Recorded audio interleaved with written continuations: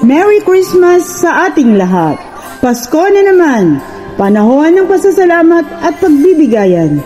Kaya ngayong Pasko, ibig naming ibahagi sa inyo ang bunga ng pagsisikap at pagtutulungan ng mga kabataan, kalalakihan at kababaihan ng Hope UMC upang mabuo ang simbolo ng Pasko, ang Christmas tree, at ang star ng Pasko, ang ating Panginoon.